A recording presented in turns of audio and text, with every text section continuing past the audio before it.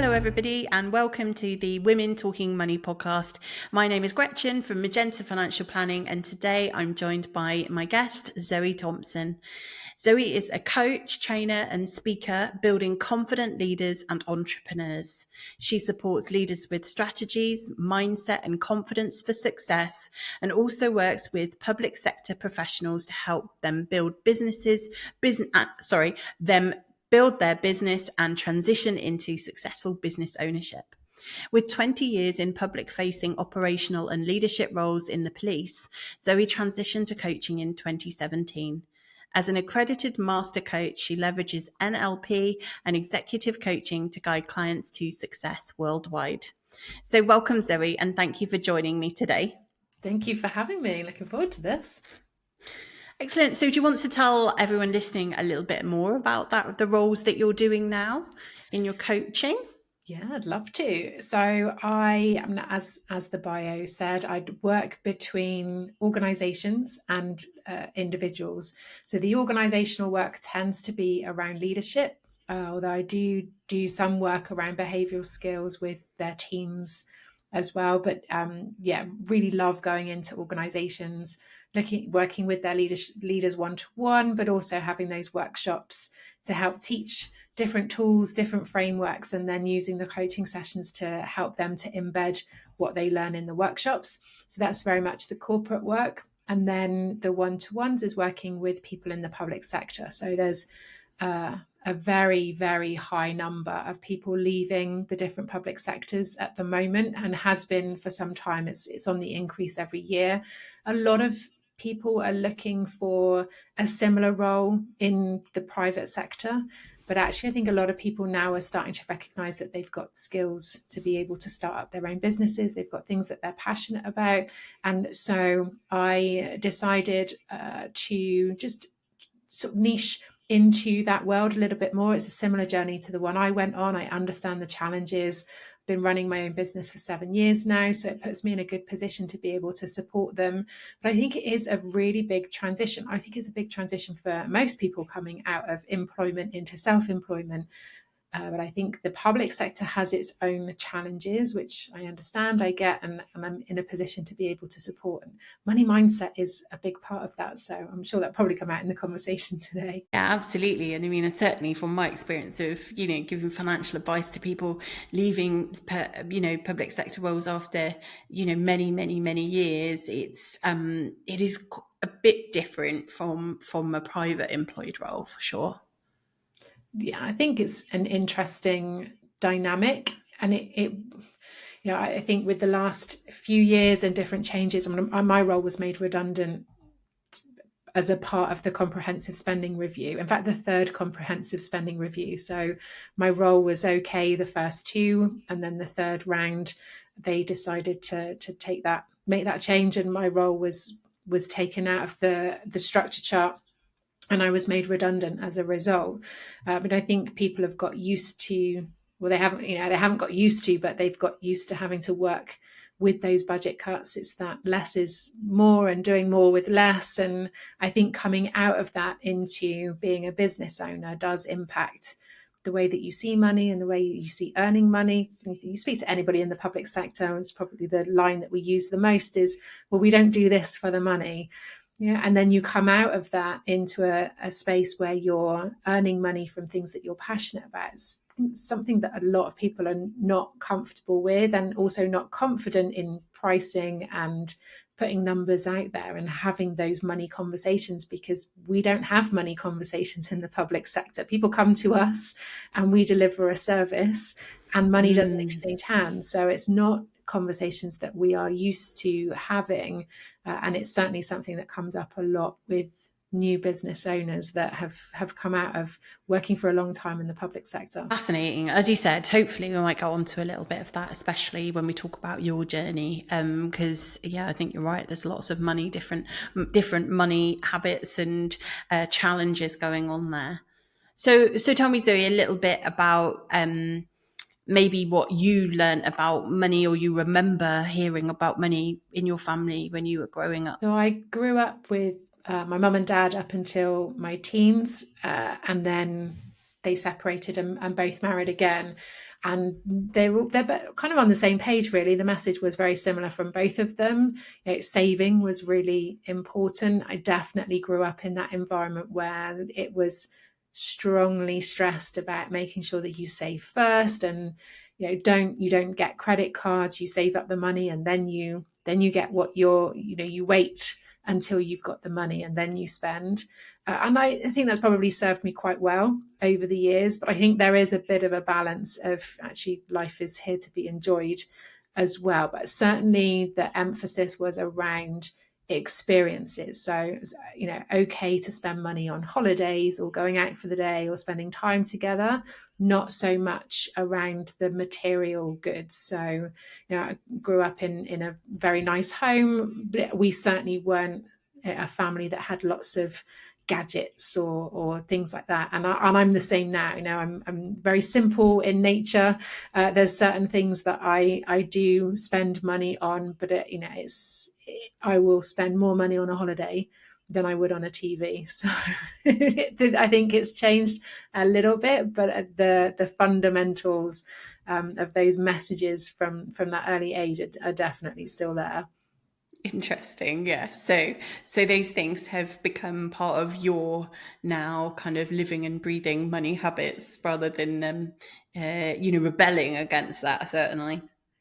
Yeah, I will happily spend money on trips and holidays. In fact, it's not something that, if I'm on holiday and we're out on day trips, I don't even look into the price. It's more like, well, this is memories, and you can't put a price on memories. And definitely, that's not something I would want to change. I think there's other money mindset elements that I have wanted to change over the years, but I don't think that's one of them. Yeah, I think, life is for living. Life is short. You do need to think about the long term, but you do need to enjoy it while you're here. And so, can you remember like your first memory of money, maybe when you were younger? I remember being, I hope they don't listen to this. So I do remember being charged rent as soon as I had a part-time job. So even like in my early teens, when I say charged rent, it was a very, very small amount. I think it's like £20 a week.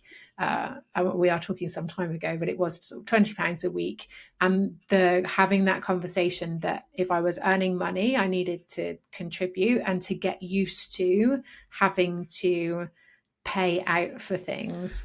And so that was probably around sort of 16. But then I started working full time at 18. So I had a full time income whilst all of my friends were going off to university. I started working for the police. So I actually had, for that age and living at home, I had a good income at an early age. But even then, the conversations were around making sure I was saving and saving for a mortgage, getting that deposit together.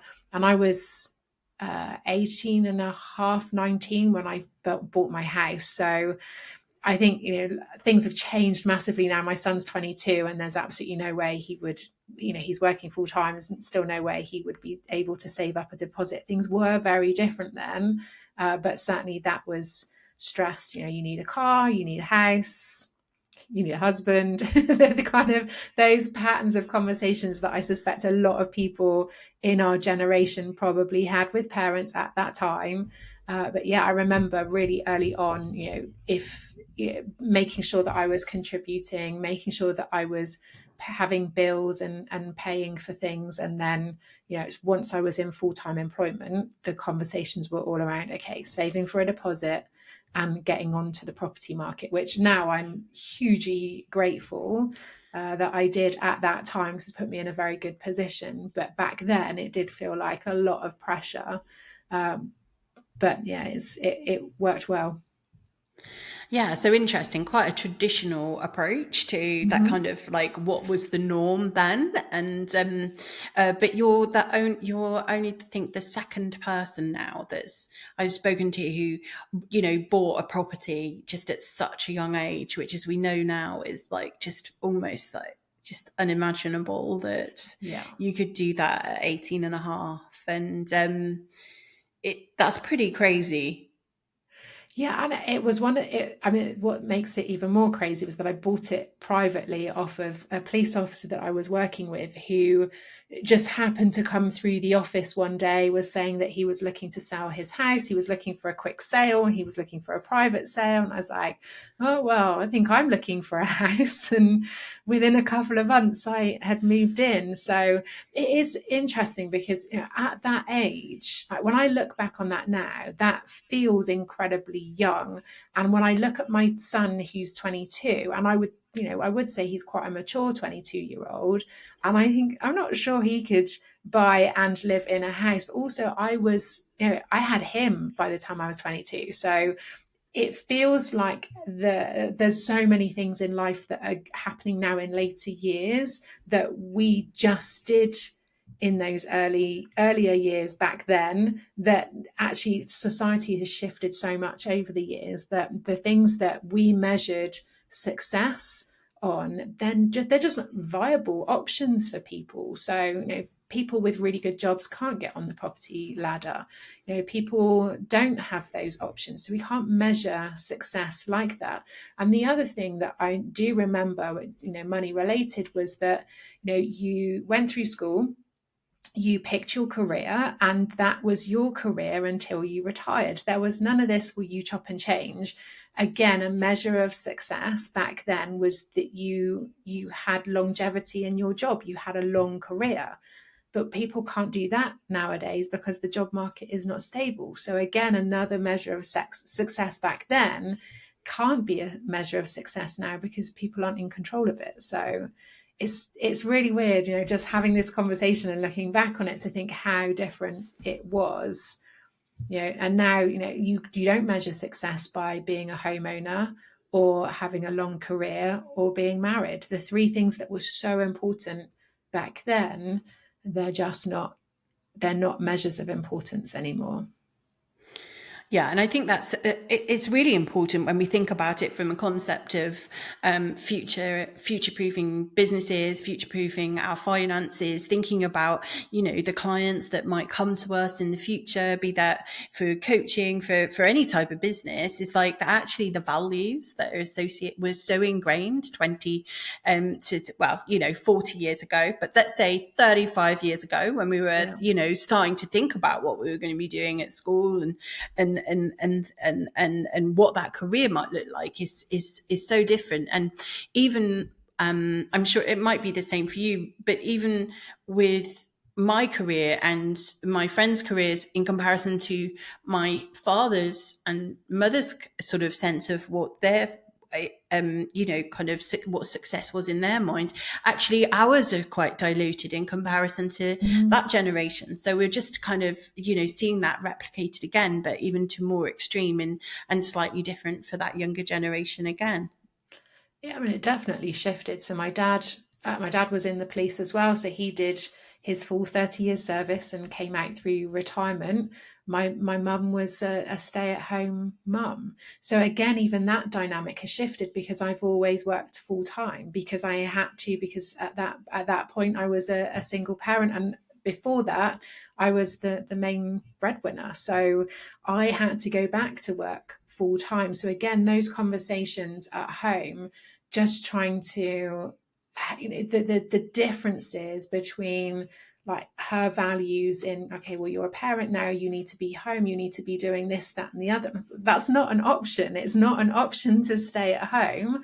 I need to be back in work after maternity leave. And it was a short maternity leave as well because I'm the breadwinner. So the money needs to come in to support the family. And then ultimately, I ended up being a single parent. So it was on me to earn. It was on me to earn. It was on me to bring money into the home. And so the priorities had to be very different to what hers were when she had me and my sister. You know, she was able to stay at home, and my dad's one police wage was able to support them. And now you've got people with two wages and children that are struggling. It's a huge difference. So tell me about, we've already talked about your first job, so we'll miss that question because you've talked about the police a little bit. But what about budgeting? So do you have like a system now that you might have learned from before, but you've adapted now to your, how you work now with your money. Do you have a budgeting system that you might be able to explain to me how that works? So from a personal perspective, I have two accounts. So I have the account that I pay into that the bills all come out of, and then I have a second account which is more of a spending account. So I make sure that the money comes in, pays the bills, and then everything else that's in the other account then gets divided up into savings and spending. I'm not as strict with it as I have been in the past because I don't need to now. I remember pretty much my spending habits now are flights and holidays. That's pretty much where my spending goes. I think from leading up to that, there was a time where I was in a lot of debt, and so I needed to be. I needed to know where every penny was going, and it was a case of putting the money in, paying the bills, and then everything else, then as much as possible, went into clearing those debts. And I think whilst that was a real challenge, what it taught me to do was know where my money is and know where my money is going. And so once those debts were cleared, I'm going to dial it back a little bit, but what I would do is then put that money into savings. So I'd got used to living a certain way. I eased off on it a little bit to give that bit of flexibility, but I thought, actually, let's stick at this for another year. And, if I know that I can save this amount every month to clear the debts, if I can put that into savings, it's going to put me in a much better position and just take the pressure off when something happens that you haven't planned for or haven't budgeted for. So I think that has kind of put me in good stead. And similar with the business, I've got the business current account and then a business savings account. So I keep a small amount in the current account, but I move as much as I can into the savings account. And then when I'm making decisions around investing in the business, I can see what's in there, and I look at what percentage that would be of the income to see whether or not I want to invest, and the return on the investment is obviously really important. So I am able to kind of make those bigger picture decisions.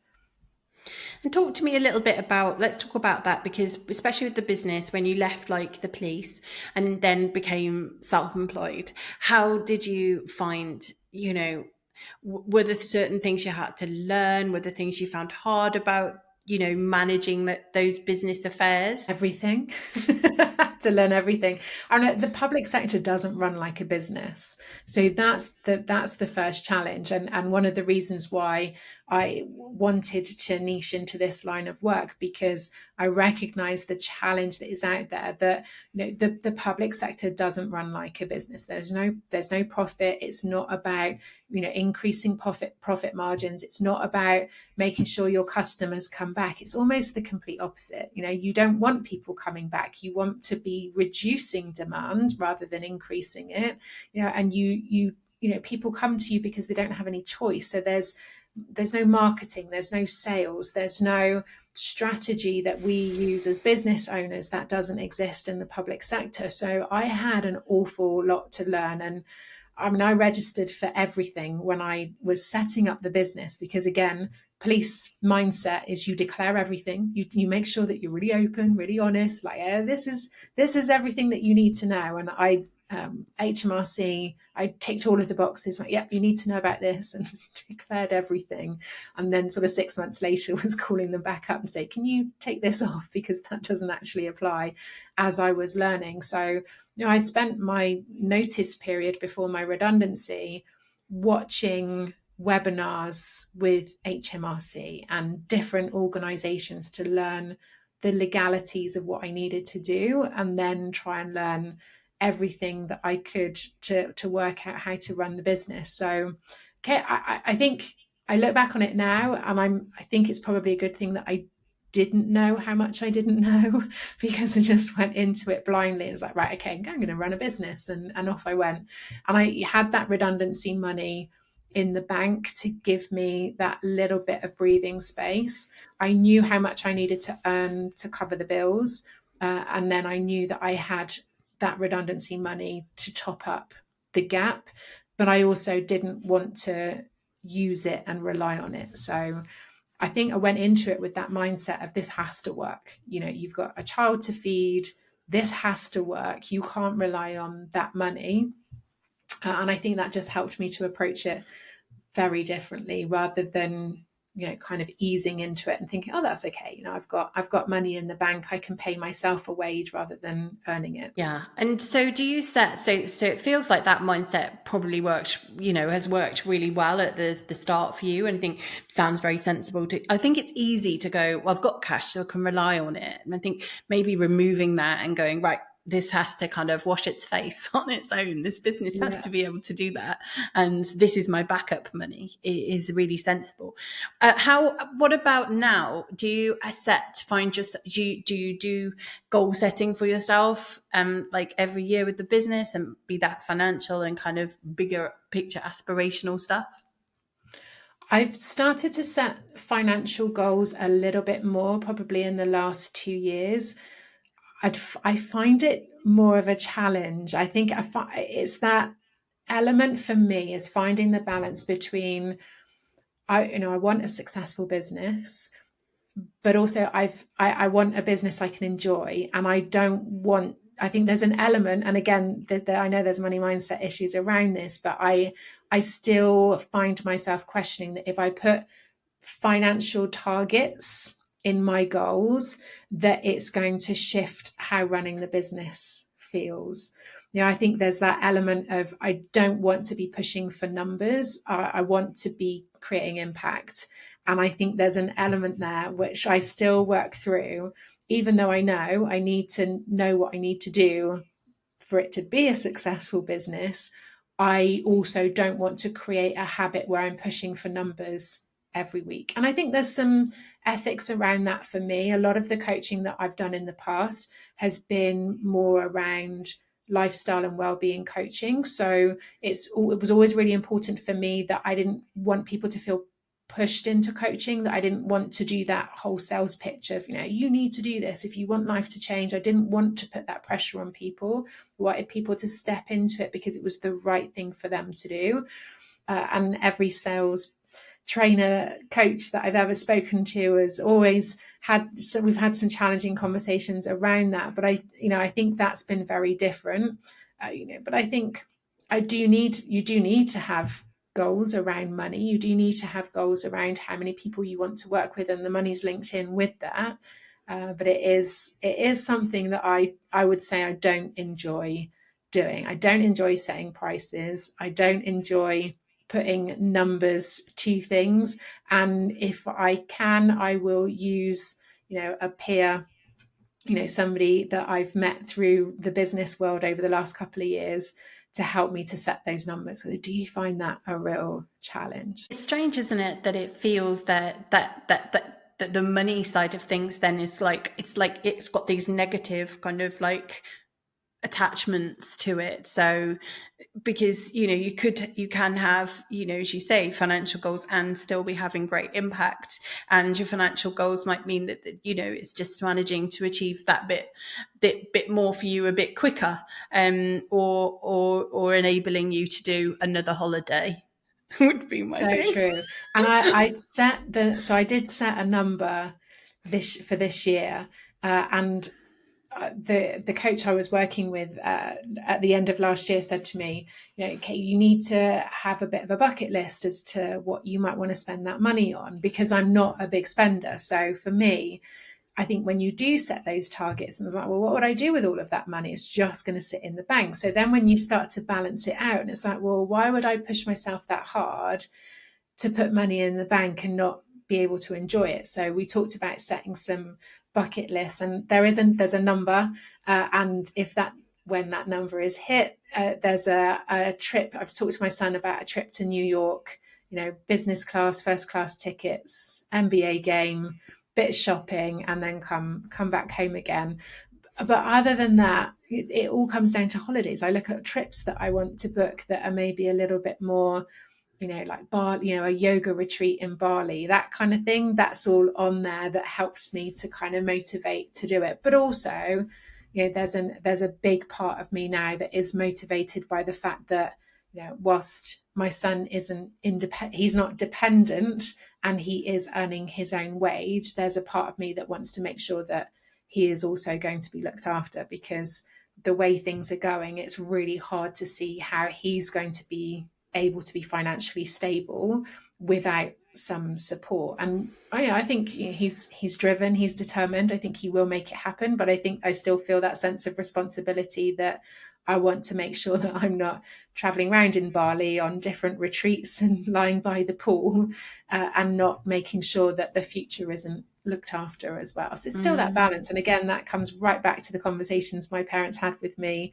from that very young age of, okay, you can spend your money, but you need to make sure that you're not spending what you need later on.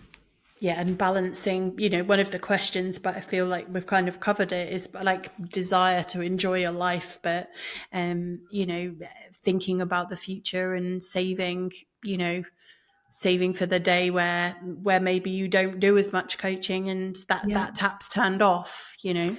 Yeah, I mean, my goal is to be working part-time, and be able to travel around the world 2/3 of the year by the time I'm 50. So that's 5 years off. So that's the plan, which means then financially I need to have that. So from a business model, I need to have that set up so that there's money coming in without me having to work more, so that I can scale back in terms of my time. But it's also making sure that financial security is in there, so that Yeah. I can do that. So Yeah. that's a financial goal in itself. But I would love to be able to work part time and be able to travel a lot more within the next 5 years. I mean, that's a pretty serious goal. Like, when you're talking about, oh, no, I haven't really set, like, no, I find it hard to set financial goals. Like, for me, that's quite a Yeah. serious, like, big goal, that you're working towards. And if it's only that far away, like, we're working towards it right now. Those are the things that every decision you make and every financial decision you make is going to impact whether those things happen. Yeah. Yeah, and it's right down from the model of the business and how that money comes in, so that I can work part time. So how do I do that longer term? But yeah, there's financial numbers in there. I think it's from my point of view. I think where I find it easier to do that is that I'm setting goals around dreams and lifestyle, if you like, rather than the money. But the money is a fundamental part of that. So you're right, it does play its part in there. So I do know what that needs to look like. I think it's just, for me, the money then almost becomes the secondary rather than the primary focus, which I think is much easier for me. It's much easier for me to think, okay, this is, I would love to do a trip to, Iceland and Greenland, and I would like to do it properly. So that's going to cost X amount.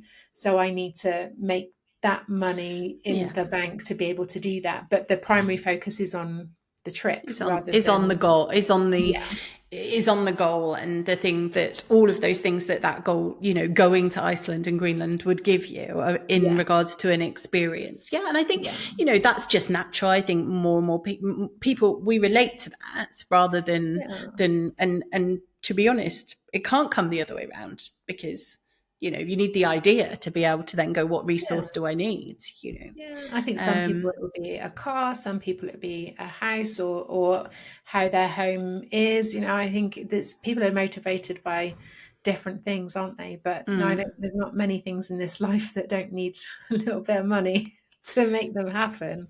Indeed, indeed. Um, okay, so do you think your approach has changed at all? But interesting. Just as an aside, so from what you've said, really, that was sort of really the messaging that your parents ingrained in you anyway, around it being around um, adventure, or being around experience rather than material, physical things. Mm. But do you think it's changed at all as you've gotten older? I so I think what I've noticed with so my mum and stepdad particularly. So my dad is definitely now more I'm here once, you're all right, so I'm going to spend it. So it's that he's definitely shifted. My mum and stepdad are still very much, the save mentality.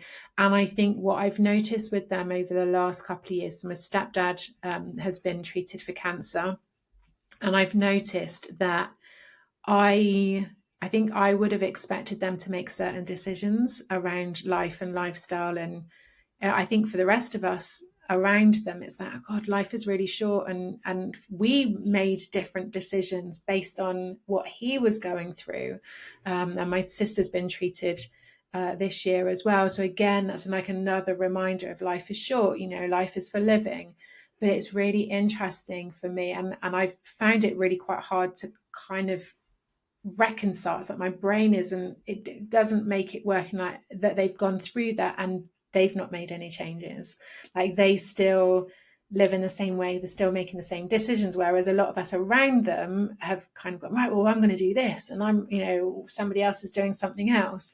So I think it's really interesting for me to notice how ingrained that is for them, that they've not made any change. I think that has helped me to kind of reflect on maybe some of the things that I was doing, some of the decisions I was making, thinking, okay, is that in balance? If this was, so if something was to happen to me, am I going to have those regrets that I haven't done certain things, or perhaps approach things differently? So I think I'm more flexible now. I'm encouraging myself to spend a little bit more than I probably would have done 2 or 3 years ago. But I think also, I think once your business gets to a certain place, that takes a little bit of pressure off, even though the world sometimes has other ideas of throwing things into the mix. But I think sometimes when, my son's now independent, he's earning, so that shifts things a little bit.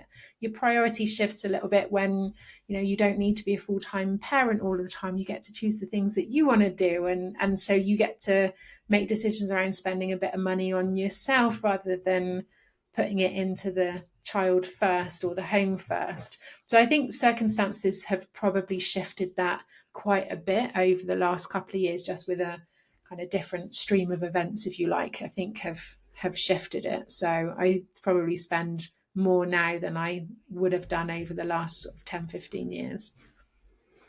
It's that I can resonate to some of that conversation. I think it's quite it's interesting, isn't it, that the way we react to maybe a trauma or a health scare that other people are going through, because we think me and what would I, for example, the word used was regret not doing, or what would I have thought I wanted to do. And my experience is that just like everyone's so completely different, and also that they're older, and so my experience of it is that quite often it's the younger generation that are like, hang on, I'm going to learn from this, because actually when you're in it, you're pretty tired, and you're older, and you've probably done a lot of what you wanted to do. Like if I said to my parents, are there loads of, is there anything else on your bucket list? Like, to be honest, they've done a lot. And a lot of my clients I talk to who are no longer doing lots of travel and things, they kind of done it, and they're not that worried about it anymore. So I mean, they are quite happy. They live the majority of the time in a caravan down on a haven site down in Exmouth in Devon, and they go to and fro, and they go to wine club, and they go to the coffee club, and they are very happy doing that. And I think it is those values, isn't it? I think it's sometimes very hard to step into somebody else's shoes with your values in mind, because they've got a different set of values, and I know they want to make sure that we're looked after longer term. So I think that is all still there as well. But the number of times my sister and I have sat down with mum and like, please just don't go and do things that you enjoy, and she always says, oh well, we do. we are, yeah, you can do more. Do more of that. I know. So could you share with me maybe your most joyful financial experience that you can think of? I know It you was don't the like thinking about the money behind it, but you could just tell me Well, about an the experience. thing that came straight to my mind. So my son plays basketball. We're both big basketball fans, and we did a trip when he was probably about 15, and I kind of thought that he was getting to that age where he might not want to go on holidays anymore. So I thought, right, okay, let's do a trip that we can both enjoy. So we went to the States and we went over to California. It was the Super Bowl weekend. We didn't go to Super Bowl, but we were in the city while Super Bowl was going on. We went to an NBA game there. Then we flew to New York, went to an NBA game. In fact, I think we went to 2 or 3. So we did like a week of 2 different cities in the States watching basketball. And I bought the ticket. The reason why it makes me laugh around money was because I'd bought the tickets and I was like, oh, well, we need to have good tickets. And of course, it's all in dollars. And I'm just in that mind space of, well, it's a holiday and it's memories and it's going to be an amazing trip. So I'm just going to book the tickets. And I did. And then my bank account statement came through because it's back in the days of paper statements. And I looked at it and I was like, oh my God, because it was in dollars. And I'm in the mindset of it's just going to be an amazing trip. And I was just like, spend, spend, spend. But it was an amazing trip. And I said, it was probably over a month's wages that I'd spent, but I would do that again anytime because it was just everything that we wanted it to be. And we went with that. Let's just enjoy it. We've got 1 week. Let's just really enjoy it. And I think we up until that point, because of the redundancy and because of other things that had gone on, we'd always, he was old enough to kind of understand those conversations around money, that it was really nice just to say to him, like, no, we're just going to go and enjoy it and we'll pay it off. So that's definitely the trip that comes to mind for sure. Oh, well, it sounds amazing. It I've was never, great. I've been to America a lot, but I've never been to an NBA game. So, You definitely need to go. so okay. So last question, because we're running out of time, is about financial freedom and what really financial freedom, might feel like, look like, be like for you. What does it mean to you? I think it will be that that goal around being able to work part-time and travel. I mean, I'm really lucky that I get to travel and still be able to work. So I'm flying out to Cyprus for a couple of weeks. I'll work while I'm out there, but I'll also slow down for a little bit. I'd set myself the goal to travel somewhere every month this year, not necessarily outside of the UK, but I've been on different trips this year. So I think that for me has been amazing. But I think to be able to do that more and not have to work as much would be really nice. But what I want, the balance for me, is being able to do that without worrying, but also making sure that if I need to, I'm in a position to support my son as well. So I think that's the balance for me. I don't want to go crazy with it, but this, so I want to go and enjoy it, really enjoy it, but know that the setup is all there, that he is also looked after should he need it. I mean, his plan is to make sure that he does it on his own, which is great. But I think, you want to be able to have that support if it's needed. Yeah. Well, thank you, Zoe. Thank you so much for sharing with me. It's been really good today. You're welcome.